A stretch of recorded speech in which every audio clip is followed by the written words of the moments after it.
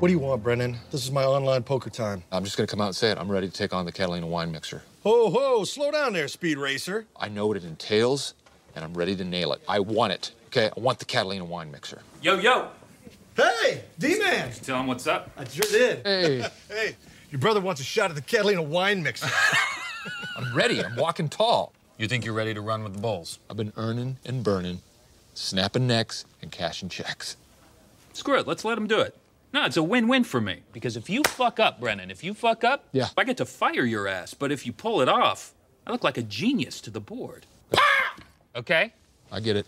Look, Brennan, here's the thing. It's the Catalina fucking wine mixer, okay? Are you saying pow? What are you saying? It's the biggest helicopter leasing event in the Western Hemisphere since 1997. Why does he keep doing that? I have to sell or lease at least 80 choppers to make my nut. And you mess with my nut, Brennan, Randy here is gonna eat your dick. Like Kobayashi. I've seen him do it. You've actually seen him eat a man's penis? It was in international water, so they couldn't prosecute him, but I saw it. I'm telling you right now, I'll nail it. I'll pull it off, okay? Wait a second, why do you want this so bad, Brennan? Are you trying to get mom and dad back together or something? Why do I want this? Yeah. Because I want to make bank, bro. I want to get ass.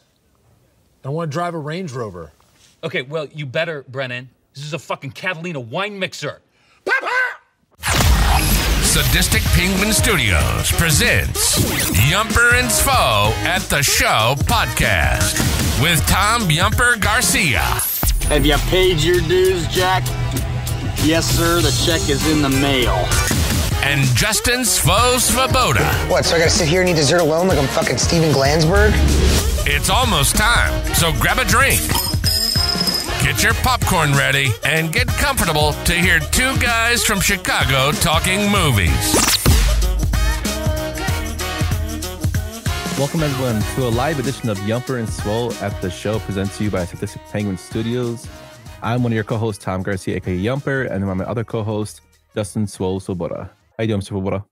Yumper, I am good. I had a fantastic Sunday so far. I hung out with my cousin Mark, the one that shows me all these movies. We went to go get some food. It's been a Sunday. How about you? Very, very productive Sunday. I ran a lot of errands today before I did our usual show prep to get the show on the road. But I got a lot done today, so I'm very happy about that. That's good, man. That's good. So I want to address a comment in the sections already. And I got to call out my homie Brian. I love my fucking Steven Glansberg intro. I love this movie. We're going to talk about it tonight. But the Jonah Hill comments are disgusting, and fuck him. Yes, for sure. Like I said, when we discuss James Woods, we're discussing just his acting credentials, not the fact that he's a piece of shit human being. And Jonah Hill's very, very strange as well. He's a strange cat. You're not wrong. But yeah, that's all I'll say about that for tonight. But we got a action-packed show for you today. This is actually our season finale for season 2. We're going to take a little hiatus while Swole explores the baseball stadiums of America. But we're going to take a little hiatus and come back in about 3 weeks. So we're just going to call this our season finale. And we are ending with a good one as well. Yeah, we are. We're going to talk about our favorite R-rated comedies. So these movies we've all watched 100 times and we can quote them backwards and forwards. But if you are watching with kids, these movies probably aren't appropriate for kids. So definitely not. The meat and potatoes is going to be good tonight. Yes, sir. But let's get into our usual segment of what we've been watching. Swole, start us off. So I finished the show on HBO, The Idol, with The Weeknd and Johnny Depp's daughter, Lily Depp Rose. And it is a fucking ass cheeks. It is the worst thing that I've ever seen HBO put out. It is torture porn. That's all it is. It's him sexualizing Lily Depp Rose. It is a terrible, terrible show. It is not entertaining. The first episode made me think, hey, this has got some potential. And then it was all downhill from there, like Newfound Glory, just all downhill from there. It was awful. And then before my wife is already in Seattle. And before she left, we went to go see Joyride. Seth Rogen and Evan Marshall helped write this and produce this. And there were some other producers on there, and this movie is funny. This movie is right up there with the classic R-rated comedies. It's raunchy, it's stupid, it's it's touching, it's good. I know I said touching. That means Sam Reeves is going to be in the comments. But that. I highly recommend Joyride. Go see Joyride. Yeah, that's what I've been watching. How about you, Yump? Well, in terms of the Idol, I kind of was thinking this when you were saying it was ass cheeks. Quasimodo predicted all this. Yeah, that I had no interest in watching that movie. Joyride, I have not actually heard about until right now when you mentioned it. So I will definitely check it out. So this week I was exploring a new show to watch. I watched the show Suits 4 times through. I'm becoming like really addicted to that show. I really like the way it's laid out and whatnot. But have you done you've watched the whole show now? Like yeah, I watched the whole show. Okay. 4 times. 4 times. So it's just 9 seasons too. It's just like, so it's a quick episodes. But I started looking to something new, started looking at The Punisher. I was seeing a lot of clips on it on the internet, and that's how I get interested in certain things. Looked it up with John Berthal. It's actually very good. Season 1 is very, very good. It's very gory, and it like reminds me of when I would read the Punisher comics as a kid, or even when I was in my teens, like how gory it is in there. He's a very, very big anti-hero, which he's supposed to be, and I think this is how the Punisher should have been done. I know you hate the Dolph Lundgren Punisher, and we hate the John Travolta movie. Well, yeah, no, I love the Punisher. Mm-hmm. And before we dive more into the Punisher, let me talk about John Bernthal. Mm. John Bernthal is also in a TV show that's on FX, Hulu, whatever, right now called The Bear with Jeremy Allen White from Shameless. And he is absolutely fantastic and brilliant in The Bear. If you have not watched The Bear, like, you need to go watch it, because it is the best show on TV right now or streaming. They are 35, 40-minute episodes. You will plow through them and you will cry. I promise you will cry. It is that good. It paints Chicago in a glorious light, but John Bernthal is fantastic in it. I haven't gotten to The Bear. I keep hearing good things about it. I'm kind of standoffish, but I'll see. I feel like that's a show that you and your wife could binge together and you both would like it. I know the reason behind. We're not going to get into it, but I'm telling you, Yump, you would like it. Baloney will vouch for it too. Yeah, I'll check it out. But The Punisher, if you guys haven't seen it, it's actually on Disney Plus, and it's kind of crazy. It's on Disney Plus because it's, like I said, it's very gory. It has like a lot of swearing, and it has like, they didn't edit it or cut it down for Disney Plus, did they? No, they did not. The only thing I think they edited was one of the characters is based off the Mennonite, which is he's basically a pilgrim, and he's a former Nazi. I think they blurred out like his tattoos, but that's the only thing I think they edited. Like everything else, like some of the kills in there are like legit gory. Like Jen was watching with me, and she's like, "Holy shit!" Like, so now that you binged the Punisher, are you gonna go do like Daredevil and yeah, so the other Netflix Marvel shows? So I've seen Daredevil before. I might go back and do it because the new season, there's supposedly going to be a new season coming out soon. That we can talk about later on in News and Rumors, but it's something that like I want to get back into. But I'm also going to transition more to Star Wars stuff because Ahsoka's coming out. Yeah. So I'm trying to get that stuff done before that comes out. But on topics of talking about movies, me and our guy Magnificent Stan have been discussing back to school a lot. We text each other. We text each other back to school quotes or talk about it constantly. And we had disagreement over the movie. He says it's a bad movie. I say it's a great movie. He says it's a bad movie you like. I'm like, no, it's a good movie. And we had some comments about how Roger Ebert loved the movie, and Magnificent Stan said some things I will not repeat here that were very hilarious. I'll tell you off air. Okay. But yeah, Back to School. I love that movie. Robert Downey Jr. is in it. Rodney Dangerfield at his best. Sam Kinnison's first movie role. Completely him just being a complete like Rodney one-liners. Isn't Johnny Lawrence in this movie too? Yes. He's Chaz. Chaz, yes. And the best part is like their big competition is diving. Of all things, they pick diving. But the Triple Lindy, man. But this also can play into Brian's drafty that's coming up on a Tuesday, I believe. It is Tuesday. It's 8:00 on the Sadistic Penguin YouTube channel right here. I will be on it with him on Tuesday. Yes. So it's going to be a big one. You and Shankster, I believe. Yes, Shankster. I hate that guy. Just kidding. Yeah, I love him. So that's what we've been watching this week. Let us know what you've been watching at Yumper and Svo on Twitter. If it still works, I don't know if Twitter is still going on. You can tweet me at Lil Yumper or find me on Threads. It's the same handle.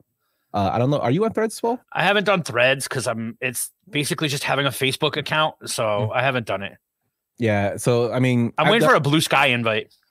Yeah, everybody's waiting on that. It hasn't. I don't think anybody's got it yet. But yeah. So hit us up there if it's still active, or you could just hit us up at the website, sadisticpenguins.studios.com. Absolutely. But with that, Svo, let's get to the meat and potatoes of this and go into our first movie. Sounds good, buddy. Stupid fucking game. Oh, nigga, that's Janet Jackson. Oh, Janet Jackson, the girl Debbie hooked me up with. Oh, hey, hold up, I'll be right back. Hey, see if you got a friend. Ooh, what's up? Not a damn thing. 1995's Friday, directed by F. Gray, who also directed Set It Off, The Italian Job, The Negotiator, Straight Outta Compton, Law Abiding Citizen, and the worst fucking Men in Black movie, Men in Black International, I've seen. Just some of the movies he's directed. This movie stars Ice Cube, Chris Tucker, Tiny Lister, John Witherspoon, and Nia Long. It had a box office of $28 million and a budget of $3.5 million. Tell me about this movie, Swole. This is one of your picks. This is one of my picks. This movie is something that I can go back to and watch, a million times. It's still funny. It still holds up. I think Chris Tucker is absolutely iconic in this movie. I still quote it today. I don't even smoke weed, but I think like the humor in this movie is hilarious. Ice Cube, he was Doughboy and Boys in the Hood, but this was his movie that made him like a movie star. And it's funny, it's quotable, and the soundtrack is fantastic. It takes place in 24 hours, and I love it. How do you feel about Friday, Yump? So this is like one of my favorite movies growing up. Like we watched Friday constantly, me and my brother. My grandmother liked this movie. That's how much she watched Friday with us. Like it's like my mom likes it. It's like one of our favorite movies, like that we watch all the time. It's funny you said like Boys in the Hood because Ice Cube's actually wearing the getup the first day as a tribute to it. And the reason him and DJ Pooh, who plays Red in this movie, wrote this was because they figured like, being in the hood's not all, gangs and shootings and all that. There could be fun days too. And that's why they put this movie together and they wrote the script. They never wrote in the script in their life until they did this. And, they knocked it out of the ballpark. This is Chris Tucker's coming out party. He was in House Party 3 before this. And then he did this. He did Dead Presidents. Then he went on to do Money Talks. Then, of course, Rush Hour, where he blew up big time. But like this is his coming out party. We knew him from Def Jam. The cast is perfectly cast. John Witherspoon is hilarious as the father. Tiny Juice Lister. Yeah, Tiny Lister's in there. He's hilarious. Bernie Mac, his small scene is hilarious as a reverend. My God. It's continuously gold. Faison Love as Big Worm or Big Perm. It's hilarious. It's just so many one-liners that are great. How the hell you get fired on your day off? Yeah. And then there's cut scenes that I was just reading about. Like I guess they had a director's cut in the beginning of the movie. In the chicken coop? That part, and there's part in the beginning when they're showing like how they're sleeping. In the beginning of the movie, there's actually Ezel running down the street with boxes. Like because they were the boxes Craig was stealing. Yeah, and Ezel too. And stealing. Ezel was hilarious too. Yeah, just great, comedians. And like look into how many people passed away from this movie. Ezel passed, John Witherspoon passed, Tiny Lister passed, like Bernie Mac's gone. Like it's just crazy. He had such like comedic gold throughout this movie that it's iconic. It like Brian put it in the chat. By Alicia. By Felicia. Yeah, By Felicia, which F. Gary Gray used in the Straight Outta Compton movie when Ice Cube was like, when the girl's in the hotel room and her boyfriend came looking for her, they kicked her out of the hotel room. He pushed her. He's like, bye, Felicia. And when I was in the theater and that happened, the whole theater lost it. They lost it. There's also a scene where Ice Cube's at home in Straight Outta Compton and his wife comes into the room to check on him. And she's like, hey, how's the Friday script? So like the making or the writing of Friday is in Straight Outta Compton. I just think like I think you said it perfectly, Yump. Like, you know, you live in the hood and it's not all like, you know, gangs and shooting. You got your good days, you got your neighborhood characters, and this movie like showcased that. And to me, this is an iconic R-rated comedy. Yeah, for sure. Like you hit a little ballpark and starting yourself with number one. And Brian, I do love The Fifth Element. That's actually my favorite movie to watch when I'm sick. He does love that movie. But funny thing about this movie too, just a couple little tidbits before we close it up. Chris Rock and Tommy Davidson were considered for the role of Smokey. I love Tommy Davidson. I like Chris Rock's comedy. I don't think they could have, fulfilled the role of Chris Tucker in here. I think Chris Tucker just performs it to a perfection. And when Smokey actually tells him, "What's up, big worm?" that's actually a blooper, but they left it in because it was funny. So just like he ad-libbed everything. Chris Tucker ad-libbed everything in this movie, which I thought was hilarious. And his character is actually based off DJ Pooh, which is Red, which is funny. Yeah, I love it. Like, Pop's tripping about my bike, man. And then like there's the scene where like the underwear falls on like Debo's like water cup at night, and he takes a drink and like he sniffs it and he's like, ugh. Yeah. Buzz, Detroit Rock City. That's a fantastic call out. I love Detroit Rock City. Definitely. That's another great movie. Yeah, good call out. But just even when Red runs away after he gets hit, he gets his chain stolen. The way he runs. Yeah, yeah, it's a great movie. We could harp on this for like ever, but Friday is such a good. If you haven't seen Friday, like please check it out. You like it's got leave the rock you're under and go see it. Yes, big cult following. But yeah, check this one out. But let's move on to our next one. And you are Gina? Gina. Hey, what's up? Nothing. Look, I'm going to be real honest with you. It's been a long time since I've been with a man. Spent a lot of time with the ladies. Looking to get back up on that pogo stick. You know what I'm saying? Excuse me? A 40-Year-Old Virgin, released in 2005, directed by Judd Apatow, who directed Knocked Up, This Is 40, and Funny People for a few films. Written by him and Steve Carell. It stars Steve Carell, Paul Rudd, Catherine Kenner, Seth Rogen, Jane Lynch, and Romney Malco. This movie is one of my picks. It's one of the first things I got introduced to Judd Apatow. Like, this is a movie I think that made the Judd Apatow universe. Even though this movie doesn't branch out into that, but this is like one of the first movies we saw Paul Rudd being comedic. You know, we saw Seth Rogen start coming in. Like, this is like the Apatow start of his run of comedic gold. And I love this movie. I think it has so many good one-liners. Another thing I realized rewatching this movie could not be made today. No way in at hell. All. The scene where they're playing video games and they're like, you know how I know? Like, there's no way in hell that gets made today. Yeah, and that was completely ad-libbed by the two actors, which I thought was pretty crazy. But no way in hell this could be made today. But it was hilarious when we first saw it. You know, I saw it in college, like, you know, at the theater. It was just, you couldn't stop laughing, especially the part where he goes to get the waxing. Oh my God. You know, and that was really him getting waxed. So it's pretty crazy that Steve Carell went through that much trouble to make comedic gold. And he was completely nervous about making this. He thought it was going to bomb. I just think this movie is still like, even though that some of the stuff you can't say or it couldn't be made today, there's still stuff that I quote all the time. Like, I was out today with my cousin and we were talking about someone and he just got this new girlfriend and he just hangs out with her. I'm like, he put the pussy on a pedestal. And like, it's just still so quotable. Like, yeah. And like, as I sit here and I look at my wall of Funko Pops and my Batman toys, like, it's also like relatable. Like, no, don't touch that one. It's worth more if it's not if it's in the box, right? Like yeah, Aquaman. Yeah, stay strong. But you know, it just shows he's a nerd. But I like the way, you know, Carell came out and said he lost a lot of weight for this role, and he got in shape. And Apatow was kind of like hesitant about doing because he wanted to be like a nerdy guy. But then, you know, Carell told him he is a nerd. We want him to be nothing done wrong with him physically. It's mostly mentally. Like he's nervous. So he thought that played better into the role. I think he knocked it out of the ballpark. He absolutely did. This was his first role. It made $177 million.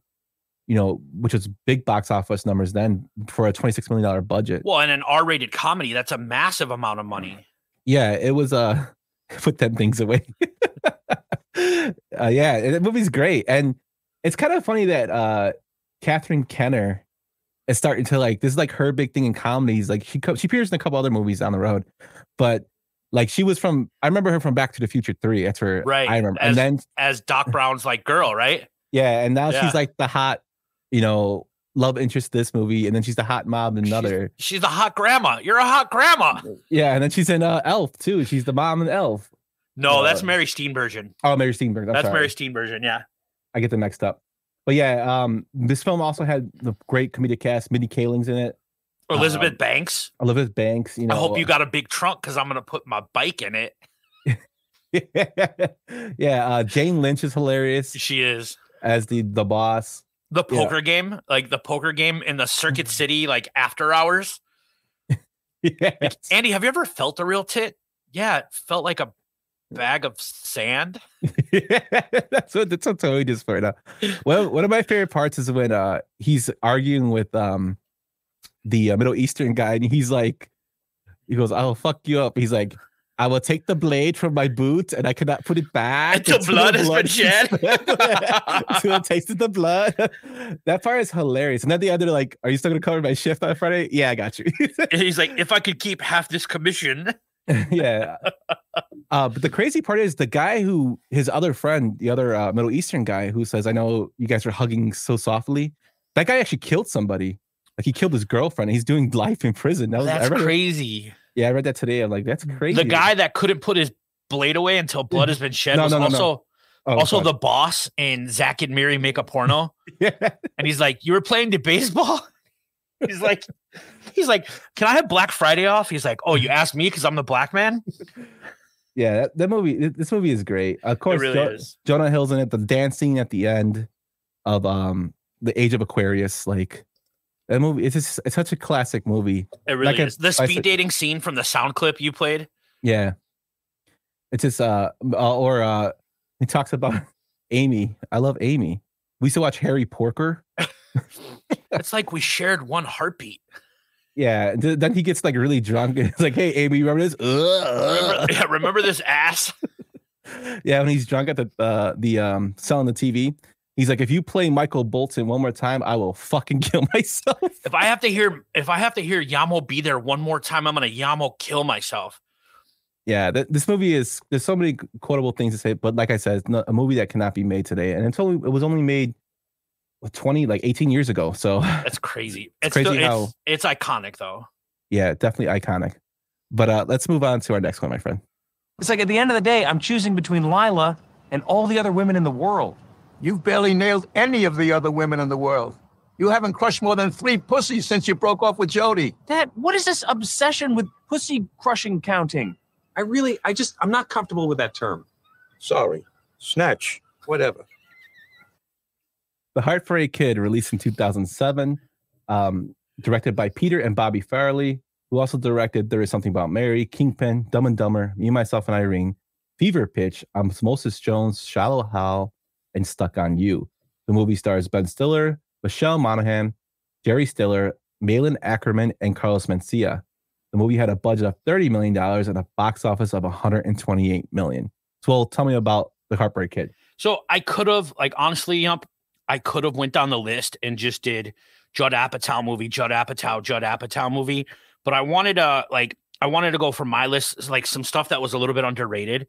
And I don't think this movie did very well at the box office, but it's pretty fucking funny.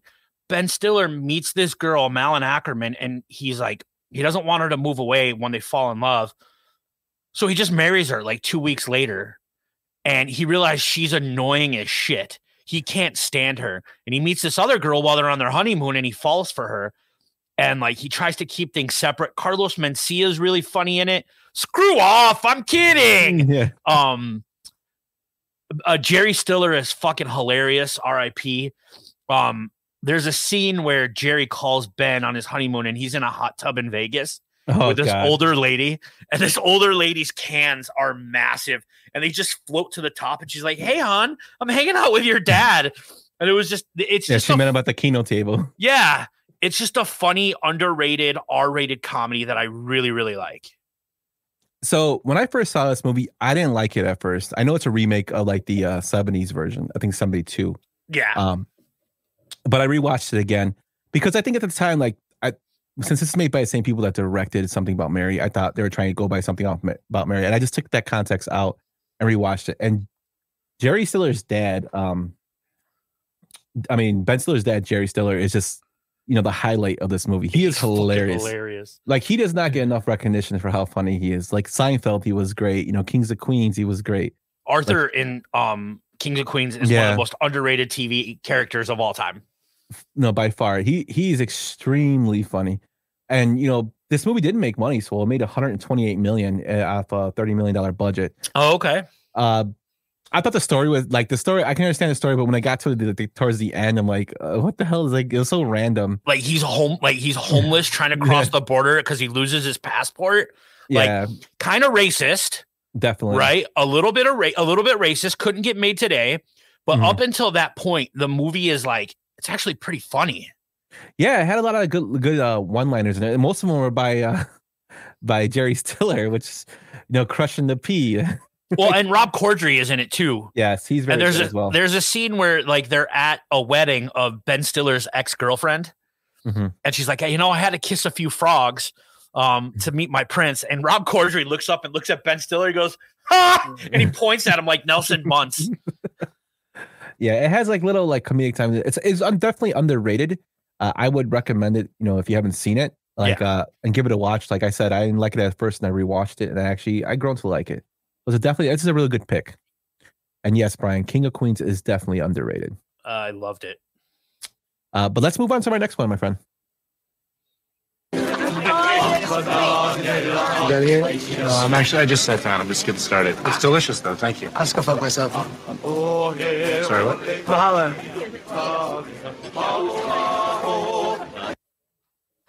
2008's Forgetting Sarah Marshall. Directed by Nicholas Stoller, who also directed Get Them to the Greek, The 5-Year Engagement, and Neighbors. This movie stars Kristen Bell, Jason Segel, Paul Rudd, Mila Kunis, Bill Hader, and Russell Brand. It had a budget of $30 million and made a box office of $105 million. So this is one of my picks. So this is when I was thinking about the Judd Apatow universe, looking at the movies, this is the one that always comes to me besides The 40-Year-Old Virgin. And when The 40-Year-Old Virgin was made, when doing research, Apatow wanted Jason Segel to be in there as a character named Jason, but Paramount did not want him in there. They didn't know who he was. So he told him, why don't you write your own script about, your relationships or whatever and see what happens. He wrote this role from his past breakups, one of them being with Linda Cardellini, just from past experience. So him being naked and getting broken up with really did happen. It wasn't with her, but it was with somebody else. So a lot of his real life is thrown into this movie, and it's just hilarious. It's so random. The Dracula musical, which I'm a big fan of, that part it's a big part of the show. Alda Snow, Russell Brand breaks out here with Alda Snow. He is hilarious. The religious couple that goes on their honeymoon. If God wanted you to play with what does he say? If God wanted you to play in a playground, he wouldn't have put a sewer there. That guy is hilarious. He's from 30 Rock. I can't think of his name. This movie has Bill Hader and his wife is great. This movie he plays the awkward brother-in-law. This movie is just, to me, it's what got me really into the Apatow universe going forward. What do you think about it, Swell? Well, Yump, that this is the movie that I put on when I'm sick or under the weather.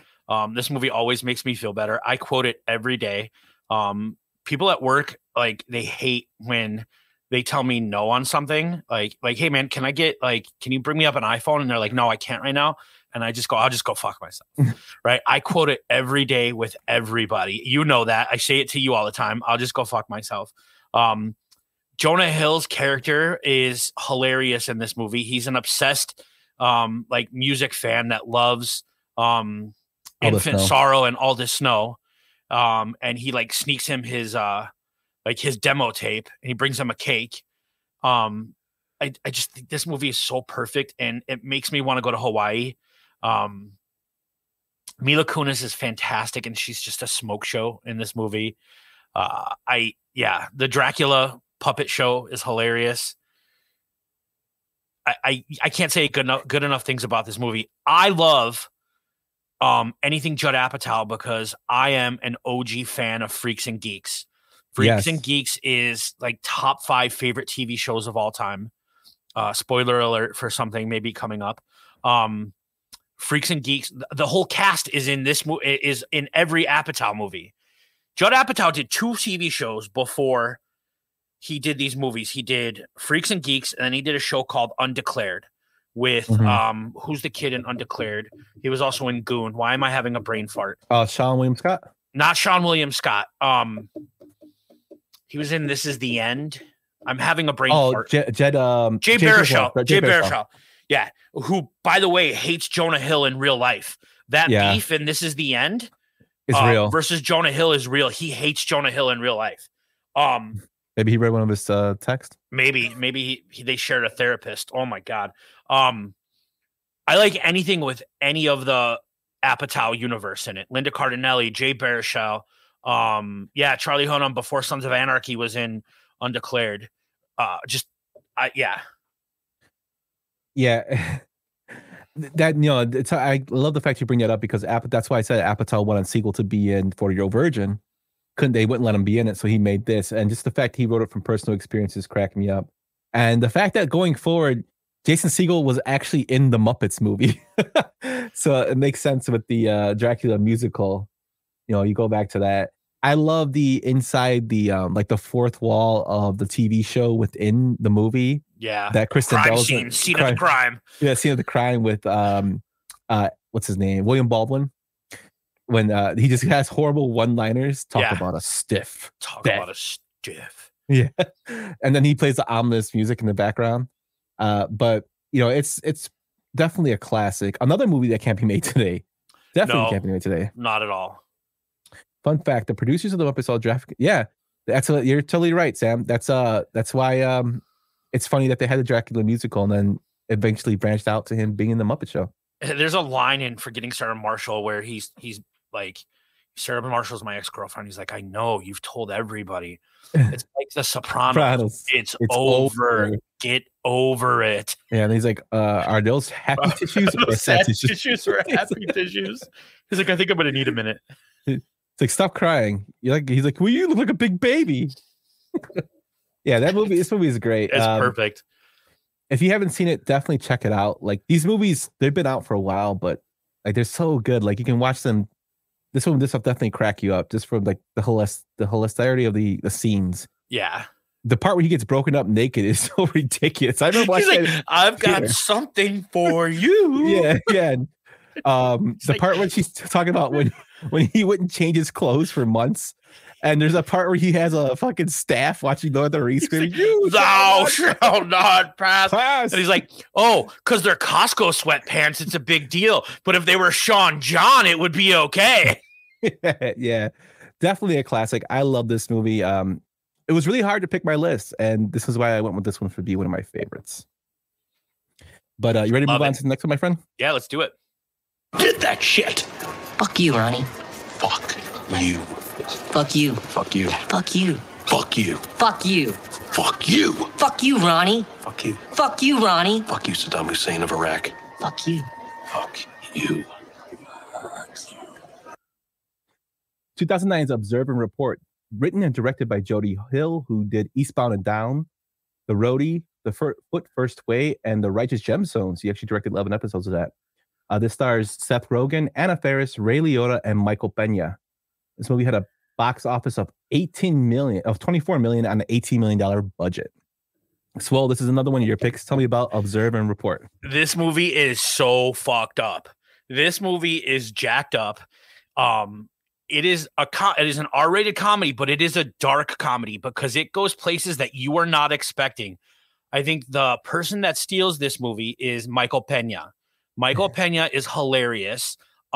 He plays this dude with a Jerry curl and a lisp, and he's one of his security guards. You can see it on the movie poster if you're watching the video or the YouTube of this. Dennis, he's fucking hilarious in this movie. He steals this movie. The other character that I think is hilarious in this movie is the great Ray Liotta. Mm-hmm. Like, he plays the cop that's investigating the robberies in the mall and the flasher in the mall.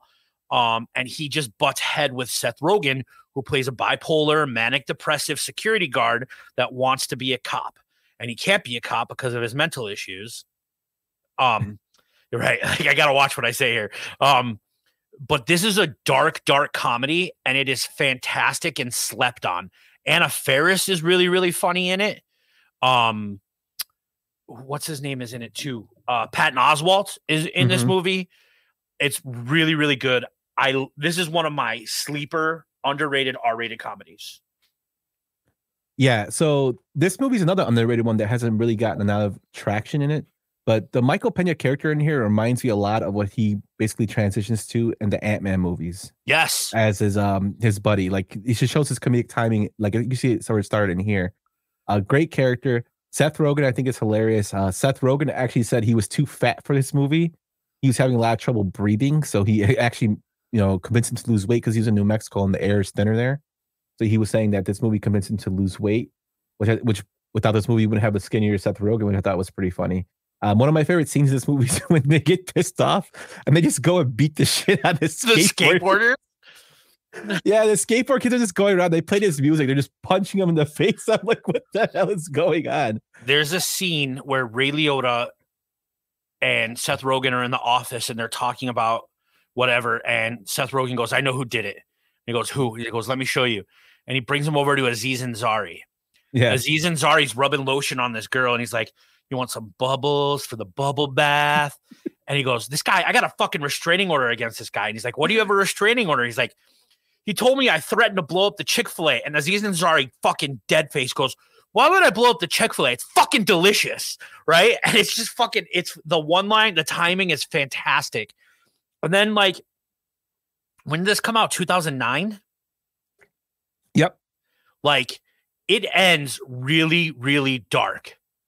Yes. Like, I don't want to spoil it because I think it's a slept-on movie, but it ends really, really dark. So you should watch this if you get a chance. Yeah, and I think you said Ray Liotta did a great job as Detective Harrison. That role is actually set up for Danny McBride, which makes a lot of sense because Jody Hill wrote a lot and directed a lot of Eastbound and Down, which is another great series if you haven't seen that. But he couldn't do it. Like, they kept pushing off his time. So he only had like a part as a crackhead in this movie. I got a little fucked up last night and started watching Eastbound and Down, and it was hilarious. Yeah, that's a great show. It's so good. We might talk about that soon. But and there's another thing too. This movie came out at the same time as Paul Blart. In my opinion, Paul Blart got a lot of publicity, and it's an okay movie. I think Observer Report's actually a better movie than Paul Blart. Oh, way better. But like Swole said, Observer Report's a little bit more darker than Paul Blart. But if you haven't seen any of them, like, definitely check out this one. This is a underrated classic of Rogen. And if you haven't noticed, we already went through how many? 3 Seth Rogen movies? 3 Seth Rogen movies, and I think there's still maybe a couple more to come. Yeah, a couple more to come. I think he's becoming the king of the art comedy. At least He knows how to write for people our age and speak to us, and it just like he just writes good, funny movies. He's got a new show on Apple TV Plus called Platonic with Rose Byrne, and it's pretty funny too. Yeah, I have to check that out. There's so much stuff I just got to check out. Richard Roper said it. We can't digest every piece of content. Definitely. But let's get into our next one. Listen to me, Dale. Look, when I was a kid, when I was a little boy, I always wanted to be a dinosaur. I wanted to be a Tyrannosaurus Rex more than anything in the world. I made my arms short, and I roamed the backyard, and I chased the neighborhood cats, and I growled, and I roared. Everybody knew me and was afraid of me. And then one day my dad said, Bobby, you're 17. It's time to throw childish things aside. And I said, okay, Pop. But he didn't really say that. He said, stop being a fucking dinosaur and get a job. 2008 Step Brothers, directed by Adam McKay, who also directed Vice, The Big Short, The Other Guys, Talladega Nights, The Battle of Ricky Bobby, and Anchorman, The Legend of Ron Burgundy. This is one of my picks. This movie has been quoted by everyone I know. John C. Reilly and Will Ferrell, like, their chemistry in this movie is just perfect. I know certain people don't like it, but to me, it's hilarious. Like, they're both 40-year-old losers that live with their parents, one with his mom, one with his dad. They eventually get married, and they're eventually pushed off to basically do their own thing in their as adults. But I mean, Boats and Hoes, Prestige Worldwide. How many times has that been quoted out? Did you touch my drum set? I'm burying you alive. Just sit there. I got a belly full of white dog crap, and now you're gonna lay this shit on me? Yeah. Why are you all sweaty? Oh, I was watching Cops. Like, and then they're watching the fucking Steven Seagal movie together on the couch. They're watching, like, what is it, Marked for Death? No, Above the Law. It was Above the Law. Yeah, he breaks his arm. Like, yeah. Oh, we put some white out on a bee. It died. Adam Scott like is such an underrated character in here too. As when they sing Guns N' Roses in the car, I was fucking dying. He won for singing Vanilla Ice instead of the talent show. Derek, when he comes, he pulls up his Shelton's abs, and every time they see him like walking, Ice Ice Baby comes out. Fucking Catalina wine mixer is another thing that came out of this. Like, there's so many quotable things that like people still talk about. Like, he'll eat your dick like Kobayashi. Someone's gonna clip that. Yeah, it's hilarious. Like, the movie itself is just great. Like, so much great chemistry, and it kind of like pains me that Adam McKay wrote this with Will Ferrell. Him and Will Ferrell were very, very good friends. They became good friends with John C. Reilly, and he's also known for writing Winning Time and The Story of the Lakers. Yeah. Yes, Will Ferrell really wanted to be Jerry Buss, but Adam McKay felt John C. Reilly was just better suited, which he is. He's winning multiple awards now, nominated for awards. And Will Ferrell got mad and basically ended their friendship and cut off their business ventures, which is crazy. That is crazy. Yeah, it's another. You know what's crazy? Like, I love this movie. I love this movie. It's not my favorite John C. Reilly movie on this list. I know which one this is going to be. It's the one's coming up soon. Yeah, like I love this movie's iconic. It's perfect. It's hilarious. But it just goes to show you how fucking good John C. Reilly is in almost everything he does. Yeah, and this is Mary Steenburgen's plays his mom in Elf, and then his mom here, which is hilarious. I think it's hilarious. And then she fucked Johnny Depp in What's Eating Gilbert Grape. Oh my god. Yeah, this is a house of doctors. You're not a doctor. You curly-headed fuck. We just think your mom is hot. We want to bang her. It's so bad. Another movie that cannot be made today, but no, it's iconic. Just with a different comedy. Get out. Get out of here, Dewey. You don't want no part of this. But yeah, this is and John C. Reilly again got big after this. He was in Chicago. Yeah. Step Brothers. He went to do Walk Hard. Another underrated actor from Chicago. I love John C. Reilly, man. But yeah, totally a great classic. If you haven't seen this one, I don't know where you've been, because this movie's quoted a lot out there. Brian, are we going to talk about Walk Hard? I don't know. No, we're not. It's a different John C. Reilly movie. Definitely is. But let's get into our next one, Sol. Oh my God. Mortimer, your brother's not well. We better call an ambulance. Fuck him! That's like one of my favorite quotes for this movie. 1983's Trading Places, directed by John Landis, who directed The Blues Brothers, Schlock, Coming to America, Animal House, Three Amigos, and American Werewolf in London, as well as The Twilight Zone, which had unfortunate circumstances surrounding it. This movie stars Eddie Murphy, Dan Aykroyd, Jamie Lee Curtis, Ralph Bellamy, and Don Amici. Swole, tell me about Trading Places. So I know Brian wanted this, and this movie is not on the list because Brian wanted it. I love Brian. But this is a movie that my wife and I watch every Thanksgiving. It's a holiday movie. It's funny. It's charming. It's got a great cast. John Landis really knew what buttons to push with Dan Aykroyd and Eddie Murphy. I think this is an iconic movie. Jamie Lee Curtis is in this movie. This is probably like my favorite Eddie Murphy movie of all time. I just think this is an iconic R-rated comedy. This is not my favorite. This is my second favorite Eddie Murphy movie of all time. I think he did The Golden Child. Is that your favorite one? Actually, Golden Child's pretty funny. Golden Child's not bad. But I think this is his second movie he's done, if I believe, because I think he did 48 Hours before he did this one. Another bunch of great movies. I just think it's more of an action movie. Otherwise, it could have been considered for it. Yeah, but this one is it's great. It has Jamie Lee Curtis in her first role outside of horror movies. Like, she was in the Nightmare Train, she was in the Halloween series, of course, and they didn't want to cast her in this movie because they thought she was in horror movies. Landis had to fight for her, and I thought she played the role, great. This is kind of Dan Aykroyd stepping out of the Belushi era, even though our favorite Jim Belushi is Jim's in it, yeah, but Monkey. And and when he goes to jail, when he holds up the when he's taking his mugshot, the numbers on there are the same one Jake Blues has when he's in jail. Yep. And so he was playing tribute to John Belushi. But this is kind of him stepping out of, the Belushi era and showing he's still a comedian. He, like, people don't talk about Aykroyd enough for his comedic timing and whatnot. He's a pretty funny guy outside of, and a great writer outside of, the Blues Brothers and whatnot, like Ghostbusters. He's pretty hilarious. Like he's Tommy Boy. He's hilarious. He's just like when he was at his peak, you couldn't touch him with his comedic writing. Definitely. And the funny thing about this was it wasn't originally supposed to be Aykroyd and Murphy. This movie is actually written as a vehicle for Richard Pryor and Gene Wilder. Richard Pryor dropped out. He couldn't do it. He had scheduling conflict. Gene Wilder was still attached, and the studio hired Eddie Murphy. And Eddie Murphy came and said, you know, with all due respect to Mr. Wilder, I don't want to do the movie with him because I don't want to make it look like I'm copying Richard Pryor. Yeah. And he eventually dropped, and they brought in Dan Aykroyd. And I thought the chemistry between them two was great.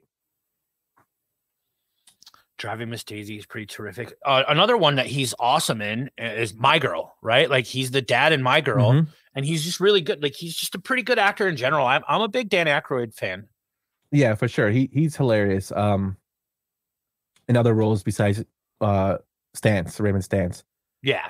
But you know, this is like another movie that made Eddie Murphy really big. The funny part I found was when they're talking about trades and commodities, Eddie Murphy said he didn't know what the hell they were talking about. It was too confusing. He just read what was on script. It's like the scene in Austin Powers when they're explaining time travel. He's like, "Oh no, I've gone cross-eyed." Yeah, totally like that. But you know, Don Amici's hilarious in it. And the part where he says when his brother has a heart attack, and they're like, "Your brother, Water he's like, "Fuck him, fuck him." And then the bet is $1. Yeah, and they're like, such big dicks. You know, in this movie, like, well, and I love that they threw it back to them in another movie where they bring them in. I'm not going to say the movie. Actually, it might be coming up next. Okay, then you want to go right into it? Yeah, let's just go right into the next. Let's go right into it. Hello. Hi. You know, I started on cleanup just like you guys, but now, see, I'm washing lettuce. Soon I'll be on fries, then the grill. A year or two, I make assistant manager. And that's where the big bucks start rolling in. Just 2 years, huh? 1988's Coming to America, directed by John Landis, starring Eddie Murphy, Victoria Dillard, Arsenio Hall, John Amos, and Eric LaSalle.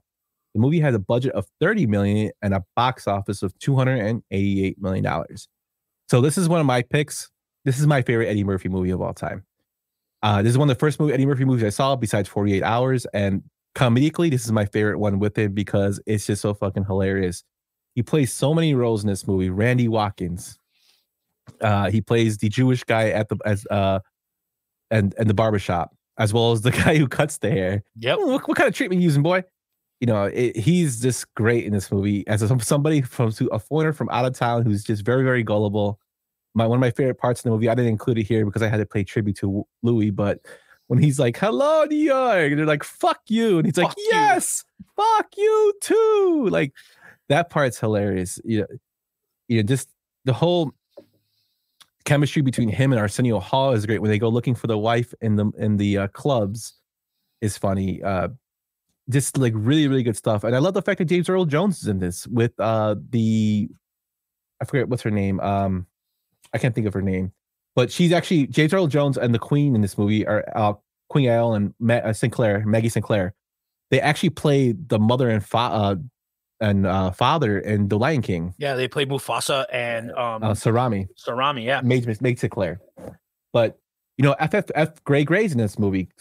Sidney Poitier was considered for this movie. Samuel Jackson's in the movie. John Amos, another big times. He's hilarious as the McDowells. And that's the best part. They're stealing fucking McDonald's. The Big Mick. Yeah, and in terms of Louis Anderson, the reason he got that role was the studio wanted them to include white comedic actors. And when Eddie was considering them, he liked Louis Anderson's work, one, but also Louis Anderson told the story that he went out to dinner. He was making pretty good money running for Benny Youngman as his joke writer and doing his own stand-up. And Eddie went to dinner, and he's told the restaurant, "Listen, here's my card. Put it on my card, whatever Eddie has. Don't tell him I did it, you know, until after he's done." And he left. And Eddie Murphy called him a couple days later. It was actually him, and he said, "You know, nobody's ever done that for me. I'm always the one paying." And he's like, "Well, you know, somebody should do it for you." He's like, "You know, I have this movie coming out called Coming to America. We have a small role in it. Do you want it?" And that's how he got the role of the guy at McDonald's. He killed it. Also, Louis Anderson had an animated show on in the 90s on Life with Fox, Louis. Life with Louis, and it was awesome. Yes. It was awesome. My brother watched that a lot. Just the comedic stuff in here is so glow. Like Eric LaSalle. Eric LaSalle from ER is in it. Like it's just a really great movie. It's kind of iconic. The sequel sucked ass. But whatever, we don't talk about it. It's almost like non-canon at this point. Definitely. And the crazy thing is, when this movie was made, Landis had a horrible reputation. His past four movies bombed. Coming to this, this is after the Twilight Zone episode happened. And if you don't know about the Twilight Zone circumstances, an actor and 2 children were killed in one of the scenes. He actually got sued and was the first director in the history of cinema in the United States to be charged with manslaughter. He was found acquitted, but it used up a lot of his money. Nobody wanted to touch him. And Eddie Murphy actually went to bat for him to actually direct this movie. And the funny thing is, even though he did that, they fought a lot in the film and they vowed to never work with each other again until Beverly Hills Cop 3. But, sorry, I didn't mean to. Go ahead. So in every, in every Landis movie, he has the quote, "See you next Tuesday" in it. Mm-hmm. He took it from 2001, A Space Odyssey. Do you know where it's at in Coming to America? I'm asking honestly. I don't know where it's at. No. Yeah, like it's got to be somewhere. I'm going to have to research it. But he has that saying on a poster in every movie he's ever made. Yeah, I'm pretty sure it's somewhere. If I looked harder, I would have to look. I'll have to look it up because I don't remember where it's at in Coming to America. But, there's, like I said, F. Greg Gray's in this movie. He's in the Black Awareness program, that they have at the auditorium with Randy Watkins. And actually, who else is as well? A horror icon's actually in this movie. Can you tell me who it is? A horror icon. He's a very small role. Like you see him, he doesn't have no speaking words, but he's shown in the movie. And I'll say even in the same auditorium when they have Randy Watkins. He's right by Lisa. Just because it's you, is it Bruce Campbell? No, it's not Bruce Campbell. But Bruce Campbell's in something with Bruce Campbell's in another movie. Toby Hooper is actually okay. Is actually right. You mean the director of Poltergeist? Yes, director of Poltergeist. Is right next to Lisa. He just, for some reason, he's in this movie, which I thought was hilarious. That's funny. Paula Abdul actually choreographed the dancing in the beginning of the movie when they do the ceremonial dance, which was awesome. And it was done just to drum beats because they didn't have the score done. Was she dating Arsenio Hall? I don't know. I feel like she may have been during, I don't know. But Paula Abdul is known for her choreography. Absolutely. She was a Laker girl. Yeah. So she did a great job in this. It's just a lot of, this movie's iconic in terms of, quotes. You have The Royal Penis is Clean, which is picked up by Snoop Dogg for his song That's That. Ludacris had the audio in his album Chicken and Beer. Yeah, Chicken and Beer. Yeah. It's just iconic. It's picked up in regular use. And yes, they did make a sequel, like you said, that was very brutally bad. Can I tell you a little, it's not a fun fact for anybody else but me, but my 75-year-old in-laws love this movie. Like my mother-in-law and my father-in-law love this movie. It's awesome, man. It's a fantastic movie. She was the Laker girl. I love Paula Abdul. She was the Laker girl. She absolutely was. Opposites Attract is like one of my favorite music videos as a kid. Arsenio played the cat. Yes, he did. Yeah. It's a great great music video. You got to throw me off, Brian. But Brian's good at that. Definitely Coming to America is like my favorite Eddie Murphy movie. And I know easily. It's easily gonna be in top 2. Yeah. But with that, Mr. Swoboto, let's go into this mystery pick you had. You're listening to Yumper and Svo at the Show podcast. Be sure to follow the guys on Twitter at Yumper and Svo. Watch live podcasts and subscribe on YouTube at Sadistic Penguin Studios. And check out the website at www.sadisticpenguinstudios.com.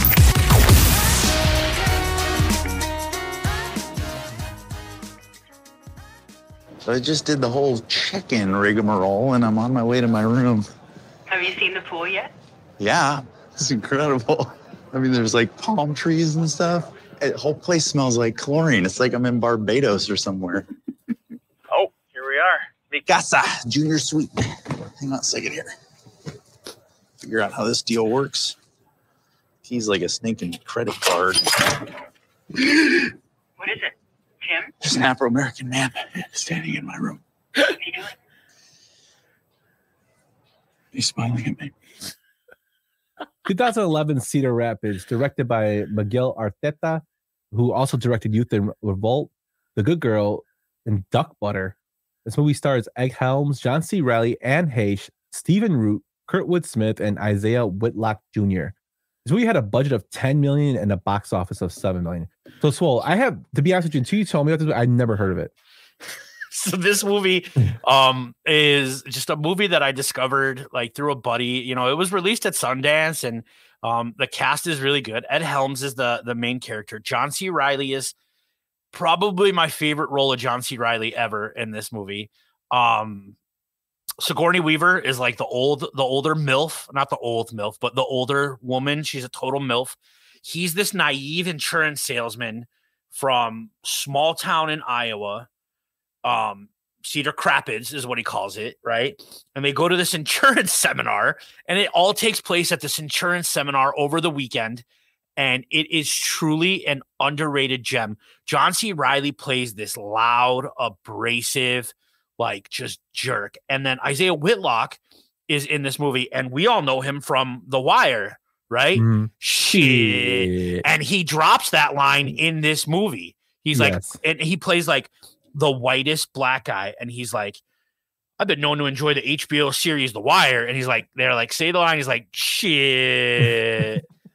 John C. Reilly is a drunkard, like foul language. They're swimming, and he takes the garbage can, and he takes the helmet from the garbage cans, and he goes, I'm Captain Nemo of the SS Muff Diver, while they're swimming. This is my Siemens hat. This is my Siemens hat. Yeah, I never seen this movie. I watched it and I thought it was hilarious. Like John C. Reilly steals the show. Like Ed Helms is very good at playing the like geeky weird character. He does it really well in The Hangover, but he does it to extreme in this movie. He does. And it really reminds. So this movie reminds me of a movie that I saw with my wife. What's her name? With the girl Renee Zellweger, and she's in Minnesota, and she goes to save like a basically like some kind of factory. But it's like, the reason I say that, I can't even think of the name of the movie right now. If she's in the chat, she'll remind me. But it's one of those. It wasn't really well known, but it's pretty hilarious. Like, and that's why I think of this movie as like one of those, one that was like forgotten, that is there. Like, and it's pretty good. Like it wasn't like, it's not the greatest, but it has some funny things in it, and it shows Ed Helms range as an actor, and John C. Reilly just steals the show again. Like, he's hilarious in this movie. I just think this movie is severely underrated, and not a lot of people know about it. Like, Ed Helms is this straight-laced character who doesn't do anything, and then before you know it, like at the end of the movie, he's smoking crack at a house party, right? Yeah. Like, and they got to go rescue him, and it's just like, if you need to see this movie, it's really good. It definitely is. The movie is called New in Town, that I was talking about with Renee Zellweger, and it's about tapioca pudding. It's what he's trying to save. That movie's pretty funny too. It's got the guy from Whiplash, J.K. Simmons, who looks like exactly like my father-in-law. They're splitting images of each other. But yeah, that definitely check out Cedar Rapids if you haven't seen it. Like I said, I never heard of it until Swole mentioned it to me. I saw it, I loved it. Check it out. Awesome. It's pretty funny. That's vindication for me. That's always the goal. But let's get into the main event, our big number 10 of the evening, Swole. Wait, you changed your name to McLovin? McLovin? What kind of a stupid name is that, Fogel? What, are you trying to be an Irish R&B singer? Oh, they let you pick any name you want when you get down there. And you landed on McLovin. Yeah, I was between that and Muhammad. Why the fuck would it be between that or Muhammad? Why don't you just pick a common name like a normal person? Muhammad is the most commonly used name on earth. Read a fucking book for once. Fogel, have you ever actually met anyone named Muhammad? Have you actually ever met anyone named McLovin? No, that's why you picked a dumb fucking name. Fuck you. Give me that. All right. You look like a future pedophile in this picture, number one. Number two, it doesn't even have a first name. It just says McLovin. What? One name? One name? Who are you, Seal? 2007's Superbad, directed by Greg Mottola, who also directed Adventureland, The Day Trippers, Paul, and Confess Fletch, which is a new Fletch movie that just came out, starring Michael Cera, Jonah Hill, Christopher Mintz-Plasse, Emma Stone, Marth Masiak, and Bill Hader, along with Seth Rogen. This movie, to me, is one of my favorites R-rated comedy of all time. When I first saw this movie, it was my last year in college. It was 2007. I remember watching this with my buddy Greg, and we could not stop laughing. We had the bootleg of this. We could not stop laughing. Jonah Hill's timing in this movie is awesome. Christopher Mintz-Plasse's acting is great as McLovin, and Michael Cera does his best at playing the nerdy, weird kid. And there's so many great scenes in here when he goes and sings These Eyes. Dude, you're Jimmy's brother, man. My brother came all the way down from Arizona to hear you sing, and he sings These Eyes. It's like one of the worst fucking renditions of These Eyes. But they're all like cheering him. Yeah, they're all cheering him on. Seth Rogen and Bill Hader, Officer Slater, when their whole chemistry there is great. When he says "Don't fuck with the police" and he's dancing at the end of the movie when he's dancing after they break up the party, that part's hilarious. And Jonah Hill, of course, is excellent in the movie with all his comedic timing. Just give me a fucking A. Nobody gives a fuck anymore. Like it's just so many great scenes in this that I can now just thinking about it in my head makes me laugh. Like the McLovin aspect of it. Why are you wearing a vest? You look like Pinocchio. He's like, go put the vest back in your locker, Aladdin. Yeah, he's like, you look like Aladdin. He's like, I'm trying to look older. Like, just the whole dynamic is, great between all of them, and definitely one of my favorite comedies of all time. I agree. I went to go see this with my cousin Mark, and I quote it to this day. Like, it's probably. It is the peak iconic R-rated comedy. Like, he's like, do you have any other clothes, or do you only shop at Baby Gap? He's like, what? He's like, I can't wear cargo shorts. No one's got a hand job in cargo shorts since Vietnam, right? Like his liners are fucking hilarious. He gets hit by the car, and he's like, you take him to the party. He's like, you guys on MySpace? Yeah, I was like, that's your friend. She got a MySpace or something, What are you doing here? You with your fucking friends, your weird fucking friends? I think you're a dick, man. That I'm sorry, Ethan. I'm sorry that the Coen brothers don't direct the porn that I watch. Yeah, this movie is great. The part that cracks me up too is when when McLovin goes to buy the alcohol from the store, and he drops that bottle, and like the Mexican guy comes up to him, he's like, "Did you do this?" Yeah, he's like, "Did you do this, sir?" And he's like, no. And he's like, fuck my life. Then when they go to the party, he's the guy that brings all the alcohol. It's like, yeah, let's get fucked up. Well, then when he's checking out, at that same scene, he's checking out the beer. He's like, that's my favorite beer. I've been drinking it for years. Yes. I've heard they've recently added more hops to the recipe. To the recipe. And this is where I said the Bruce Campbell tie-in comes in, because the guy who actually punches him is Tim Trella, and he's actually Bruce Campbell's stunt double in Army of Darkness. I knew you'd find a way to get Bruce Campbell in here. I love it. Dude, this movie sparked a bunch of it was the coattails of this movie since it was popularity, and it blew up at the box office. The popularity of everything with this, Drillbit Taylor used this, directed by produced by the people that created Superbad. They were just the Dewey Cox story, another thing that just used this as a tagline because it was so famous and big. It was everywhere. It launched the career of Christopher Mintz-Plasse. He did Role Models, which is another great movie that really hard for me not to pick that one. He also did Kick-Ass. He did do Kick-Ass, yeah. And Michael Cera was actually introduced to this role by Jay Baruchel. He actually went to Seth Rogen. Seth Rogen asked him, does anybody know anybody that could play, this character of Evan? And Jay Baruchel said, I got this guy named Michael Cera that would be perfect. And when Jonah Hill and Seth Rogen were casting for this role, they just said they just wanted to find a new best friend. And that's why they cast, Michael Cera, and they're pretty close to it. As you know, it's he's in a lot of their movies too, as little cameos. Well, also, I've heard, I think we talked about, what do we talk about they hated Jonah Hill making it? Oh, Jay Baruchel. Yeah. Jonah Hill hated Christopher Mintz-Plasse on the set of this movie. Yeah. Like he hated him. So his hate towards McLovin was really, really like legit, and it was real. Yes, Nicholas Cage is being a kick-ass. He's a big daddy.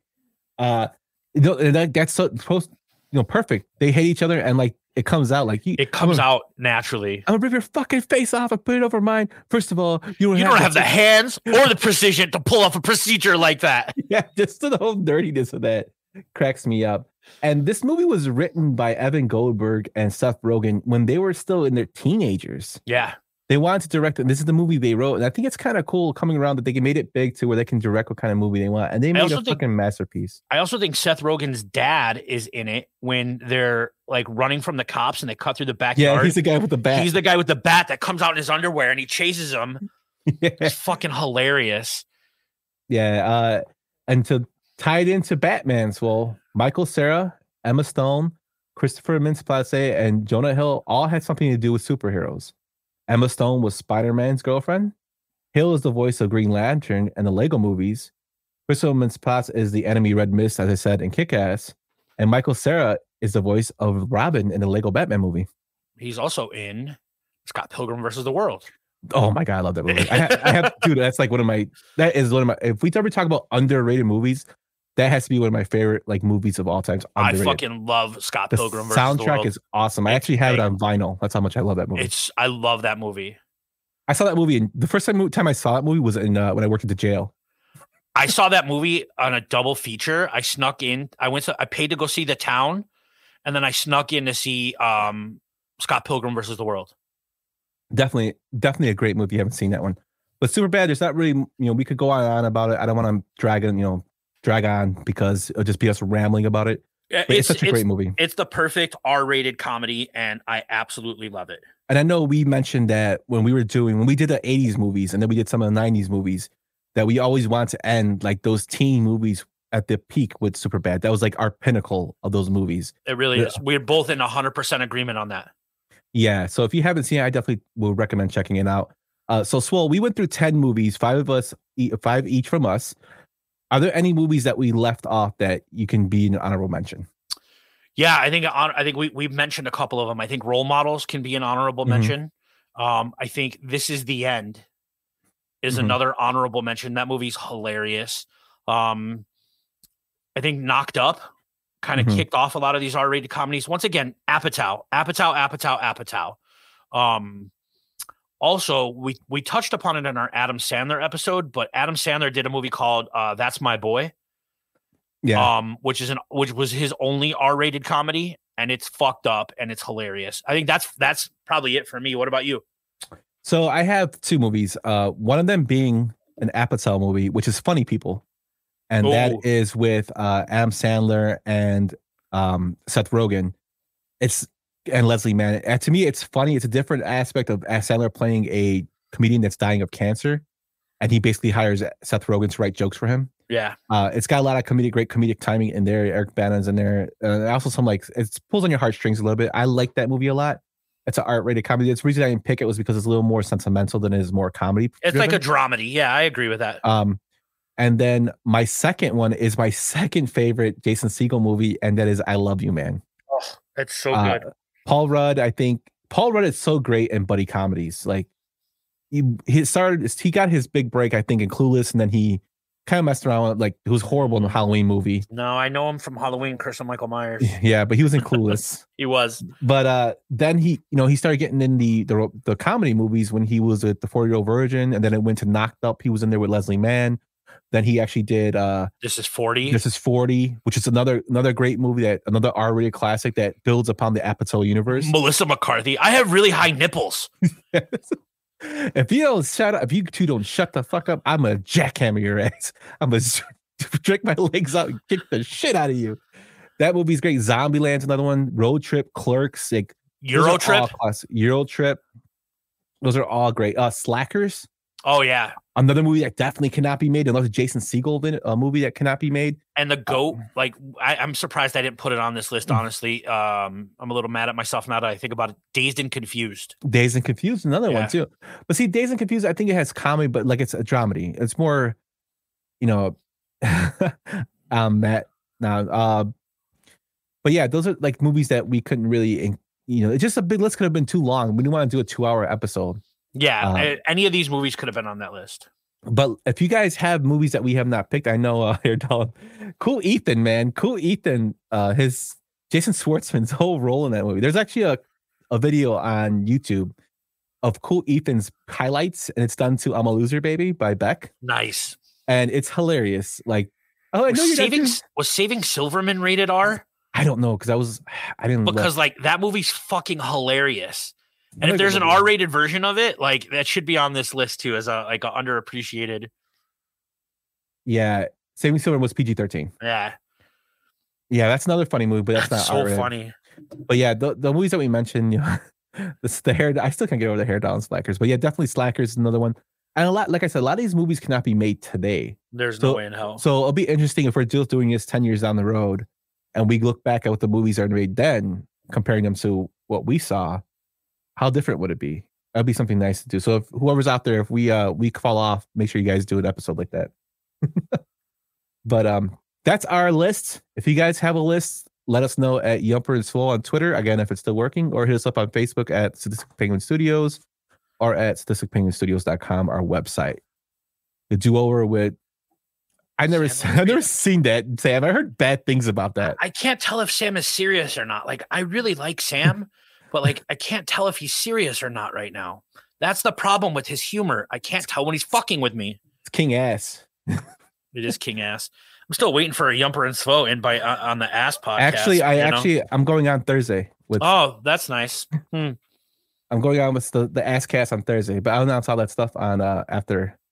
So yeah, so first. Thanks, Sam.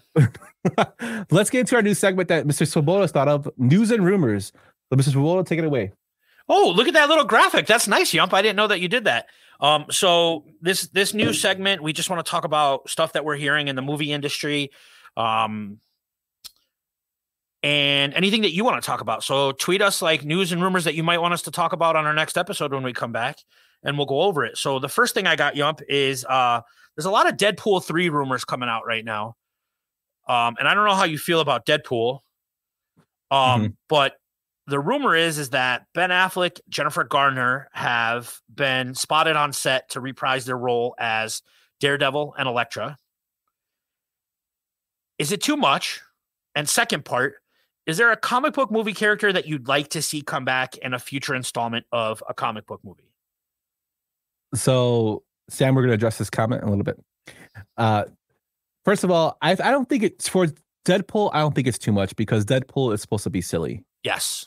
Ryan Reynolds threw that out there when he did the whole mixing of the X-Men universe. He's been pining and pulling and campaigning for Hugh Jackman to come back as Wolverine. He's been wanting to do a movie with him. They did the horrible, addition of or appearance of Deadpool and X-Men Origins. Yeah, and Wolverine Origins. Wolverine Origins, yeah. Which was not really a good showing of, he had a small cameo, I would say, in there. And the big first part when he talked was great. The ending was horrible with him in it.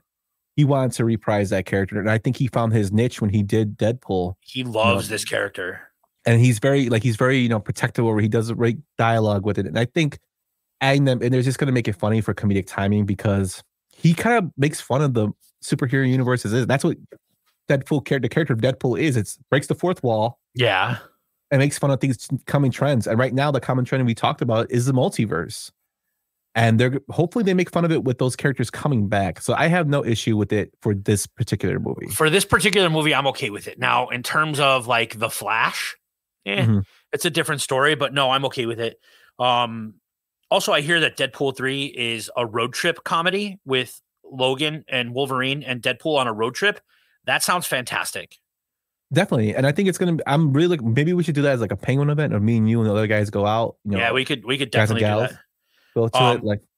So the other part of that question, is there a former comic book character that you'd like to see come back in another movie from that series? So from any comic book series or just any, or that's that particular series? Any comic book series. Is there someone that you'd like to see come back? Okay, so I have two if it's from any series. The first being the Punisher from John Bernthal. Okay. I think there only went 2 seasons on the Marvel series, and fans have been pining for him to come back again. Yeah. With the new Daredevil coming out, he's actually going to be in it. They announced that he's actually going to be in it as the Punisher, which I think is going to be great. I don't want it to be a movie. I want it to be a series because I think the Punisher is best told in segments as a series. I think a movie will be too much information crammed into a 2-hour film. If they bring him back as a series, I would totally love that. Okay. My second one is something that's not really known in terms of public eye. It's known in terms of the video game world, but it's not really known in movies and whatnot. And that's the character of Jackie Estacado. It's from a book called a graphic novel called The Darkness, about a mobster on his 21st birthday has this lineage of this evil presence in their life, and it takes control of their family, of a certain family member when they turn 21, usually male. And it's about him controlling this demon in him as he fights off his uncle who's trying to kill him. The video game was great. It was actually done with Kirk Acevedo as Jackie Estacado. Perfectly done. They made a sequel that was great. It left on a cliffhanger, and then the actual studio lost money. Now, there was rumors coming out that there was going to be a motion picture starring this movie with Kirk Acevedo reprising his role as Jackie. I don't know if he can do it now because Kirk's a little older, but I would love them to do maybe either an animation video of it or something dark like the Spawn series they did on HBO, because that would really make me happy. I know a lot of fans are pining for it. They still write to NetherRealm and 2K to try to get the process starting up of getting a new game out, but it's in like development hell right now. Those are my two biggest ones I would love to see. Okay. I'm gonna throw a name out there, and I don't want this to happen in a multiverse. But I would love to see Danny DeVito back as the best Penguin that's ever existed in a movie. And he has said he's the best Penguin. He is. Like, the Penguin in the Batman was really, really good. But it was more of a mobster. Like, I want the Danny DeVito Penguin back. I would love to see that in another movie. That's the only one I have. So now I got one more for you. Did you have anything on this segment too, Yump? No, we can. Okay. So the final question is they are deep into production on the sequel to Gladiator, the Russell Crowe movie, not the 1994 James Marshall Cuba Gooding Jr. movie. Classic. It is a classic. It's iconic with my favorite actor Dennehy in it. Will the Gladiator sequel be worth it without Russell Crowe? How do you feel about a Gladiator sequel? That's what I want to hear. So I think this is like, we just talked about this with Coming to America too. Hollywood is basically something that's been in development hell since Gladiator was released. Now I think that was like 99. Yeah. Like this is something that's been developed. There's supposed to be a sequel to Gladiator with Russell Crowe in it, which I don't know how that would have been happening unless it was a prequel. But they're continuing to make movies that, I don't have good thoughts about it. I don't think it's going to be a very good movie. It reminds me of like 300. 300 came out, then they made a sequel and it wasn't as good as the original, which isn't good. What was it? 300 Rise of Rise of Spartans or something like that. It was kind of cheeks. Yeah, I think this is what's going to happen to this movie. And too much time has passed. It's not like you're having, like, if it was like Sam said, Indiana Jones is coming back, but it's still the iconic, film actor playing the character. Like, right. Russell Crowe is like, yeah. And if you look at Russell Crowe now, like, he would have to do some serious, like, in shape. He's very, very out of shape to play Maximus. Yeah. I just think, just let the movie stand alone on its own. It won an Oscar for him. And just don't mess it up. But I don't know. What do you think? I love the 1999 Gladiator, not the 1994 version with James Marshall and Cuba Gooding Jr. No, I love the 99 Gladiator. I think it's an iconic movie. I love the scene in The Sopranos when he quotes the Gladiator and he talks about it, when Ralphie talks about it. I don't need a sequel to it. I think it's a movie that's best a one-off and done. And I know what you're trying to do. I just don't appreciate it. So no, I don't think a Gladiator sequel is going to work. I definitely, like I said, I think you're just like, come up with material. When they see the trailer, is it something that you're going to be like, you know what? I'm going to go to the movies to see that, because like I go see everything. I don't know if I'll go see a Gladiator sequel. I probably won't. like usually like you're my tests, my test subject. You tell me how it is and I'll go see it. Unless it's something I'm really looking forward to. That I would not definitely look forward to. And like Sam saying Russell Crowe fighting around the world, like that's fine. If it's a prequel, that's great. But like also Russell Crowe's older, and if they want to do the de-aging technology, I don't think it looks that well. I mean, no. The Irishman, yeah. There was proof of that, even though it was a good movie. I also like it's just you waited too long to have it come out. Too long. It's been 25 years. Yeah, it's kind of like the Ghostbusters 3 that was supposed to come out after Ghostbusters 2, and it eventually became Ghostbusters Afterlife because Dan Aykroyd realized, Harold Ramis is gone. Let's just rewrite this script, and I think they have to do that. But with him dying, in the Kumite, if he's in the Kumite, then shit, yeah, I'll watch that. John Claude coming back, then yeah, I'll watch it. John Claude has to beat him though. But yeah, I think it's just Hollywood just trying to, money grab. And right now, since what if there's a multiverse? What if it's a multiverse Gladiator? That's fucking stupid. And Russell Crowe has to eat endless shrimp at Red Lobster. Yeah, that'd be pretty funny. I watch that. And there's nothing like I don't hate Russell Crowe. I think he's a great actor. I just don't like. I think you're milking it for money grabs right now. I think so too. Like this is not something that I'm gonna go see. So that's funny. I will bring up a subject for this. So with the recent, bombings of The Flash, Indiana Jones hasn't made a lot of money that they thought it was. No, but they say Indy's got legs, right? They say Indy might keep making money for like the next few weeks. Mm-hmm. But they're saying, The Flash has pulled DC and Warner Brothers pulled it from thousands of theaters already. It's gone, yeah. So they're saying that the age of cinema is dying. And that's like, to me personally, it's a blessing and a curse. I do like to see movies at my house. It's easier for me when around my work schedule, around podcasting, around everything I do between Sox games, my family. It's better for me time management to sit down anytime I want with the wife and watch the movie. But I also like going to the theater. I know you're a big proponent of going to the theater. Would you agree that the age of our cinema of going to the movies is like those blockbusters, those $1 billion movie making box offices are pretty much like going to be gone. So I'm not going to say that they're gone, but I think audiences now are smarter than they've ever been, and they're not going to just go watch shit, right? Mm-hmm. Like the Flash movie, we talked about it. It was kind of shit. Like there were some elements of it that were really, really good, but it was also kind of shit, right? Mm-hmm. And I think like Hollywood needs some original ideas. I'm very, very excited to go see, we talked about this on News and Rumors last week. I'm going to go do the Barbenheimer double feature, right? I'm going to go see Oppenheimer, and then I'm going to go see Barbie with my wife on a day in San Francisco when we don't have anything else to do. I think Nicole Kidman wants you to go to the theater. Kelly. Yeah, my wife's in Seattle right now watching from the other side of the country. So, I don't think the movie theaters are dead. I think when, I've gone, every week for the past, 6 weeks, and theaters are packed. I went to a Thursday night showing of Joyride. People just want good fucking movies, not just the same retread over and over again. Mm-hmm. Yeah, I'm indifferent on it. I'm still torn to see, like I know Guardians made good money, but Guardians made $800 million, and usually those movies would make in the billions. Well, Super Mario Brothers made $1 billion. I think that's why I think those movies are like diamonds in the rough. And they might be, and there are some movies where like if I didn't have a subscription service to go to AMC, that I would be like, I'm gonna wait till that comes out and I'll rent it on iTunes. But there's some movies that I have to see in the theater. Like, man, I know we disagreed on Scream 6.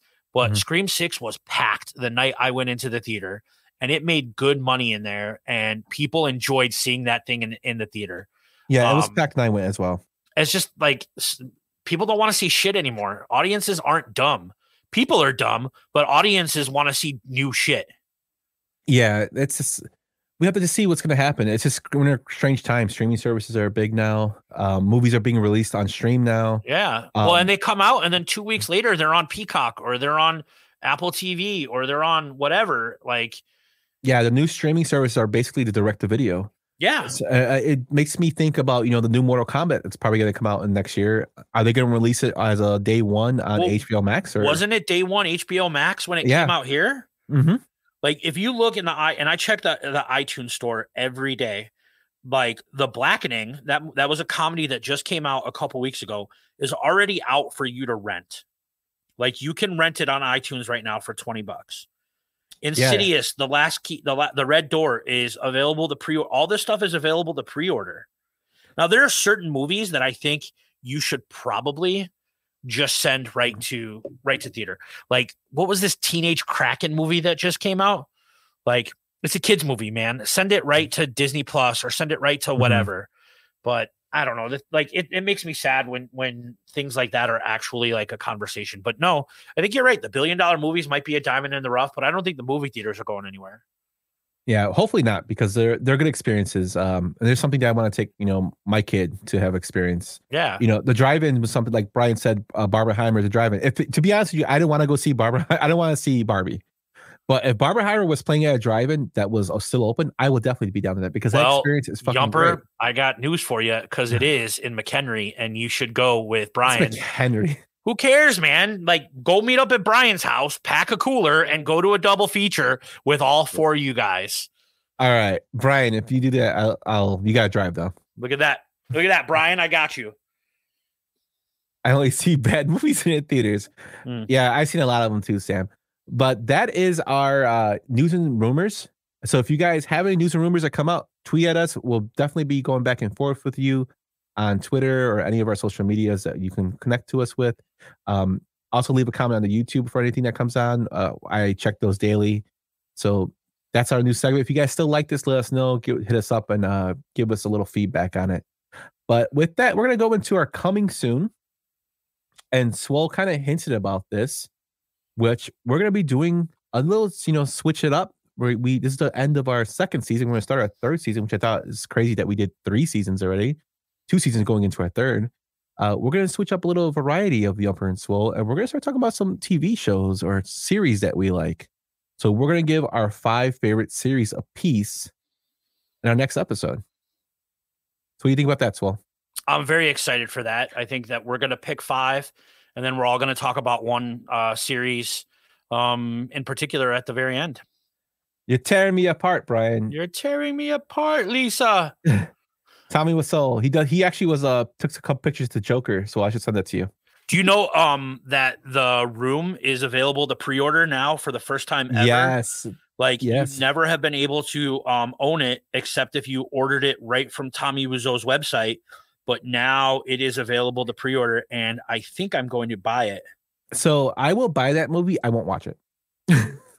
I'll just buy it to have it. I don't know if that makes sense, but the movie's really bad. Tommy Wiseau is hilarious. I don't know if he's serious or not. He seems like he's a man who's on a lot of drugs. He definitely is. Yep, I'm looking through the pre-order list on iTunes right now, and I shit you not, there's a couple pre-orders on here. One is, go ahead. What were you going to say? Right. That reminds me. Shout out to Windy City Rebel, Southside Bum Johnny. He told me when I went to go to the game this weekend, Less Than Zero is on Amazon Prime for free. Fantastic. So if you have not seen Less Than Zero with Robert Downey Jr., check that movie out. That's fantastic. But on this list of pre-order movies, there's 2 on here. One is the Emilio Estevez classic 1993 movie Judgment Night. Great soundtrack. Great soundtrack. And the other is the Cuba Gooding Jr. James Marshall classic Gladiator. I have that movie on DVD. I own it. I own it digitally. Yeah, Brian, I know you love that movie. I love that movie. I love that movie too. It's awesome. But yeah, that's going to be our coming soon. So like I said, we're going to be taking 3 weeks off while Swole does his trip. He'll be catching up with us on the Sadistic Penguin Studios, dropping some vlogs. I also have some stuff in the works that's going to be coming out, mini little Yumper stuff, maybe some movie reviews. The martial arts classics will be coming back this week. I'll be releasing it probably before the week's over. Yes. Also, we're gonna have some little stuff, side projects I've been working on. Swole and Shankster will be on It's Getting Drafty this week on Tuesday. Me, Brian, and Bruhan Luke and Roxy, and I believe Jackie will be joining us to do the Home Run Derby tomorrow. Swole, if you're available, hop on. We'll be watching the Home Run Derby on Playback tomorrow. Playback is fun with Brian, man. He hosts it really, really well. Yeah. So we have some good blogs coming out soon from some new writers that we have. A lot of good stuff is cooking. And now that school's done, I have more time to dedicate towards our content pushing out. So look forward to doing that. So that's our coming soon. But before I get to Swole's final thought, thank you guys for watching. This was a short one for us. It's horrible. It is horrible. I'm also on the Ass Cast this Thursday with the Ass Crew. Good people. That's nice. Thank you guys for watching. Shut up, Swole. Thank you guys for watching. We do this for fun, and we always enjoy having everybody here. Reminder: this Saturday is the Yumper and Svo movie event. For those who have been RSVP, you've already been messaged in the Twitter group. If you have not been contacted, please contact me at my Twitter handle or text me or email me. We have 2 spots left. 2 spots left because there's 2 spots. There's some things that came up. So if you missed out and you want to go, just hit the DMs and we'll make sure we put you on the list. Yeah, so it'll be Saturday and the show's at 3:30. We'll give you the address and everything where it's at. Everything is free in terms of don't make eye contact with Soup Kid. He'll eat you alive. I saw him. I met him on Saturday. Nice guy. Everything is free in terms of the movie. You get to watch a free movie. The theaters rented out. It's just going to be us. All you have to do is pay for your food and drink. So we look forward to seeing everybody Saturday. And with that, Swole, let's get into your final thought, my man. Guys, I don't have a lot tonight. I love everybody that watches, even Sam Reeves. My wife's not coming, so if anyone wants to make out on Saturday, Brian, my wife is also not going to be there, so you can sit next to me. But I'm very, very excited for Saturday. I'm very, very excited for all the things that we have coming up. We have fun while we're doing this stuff. And we appreciate you guys all. Deuces. Deuces. Thank you for listening to Yumper and Svo, a Sadistic Penguin Studios production. You're still here? It's over. Go home. Go.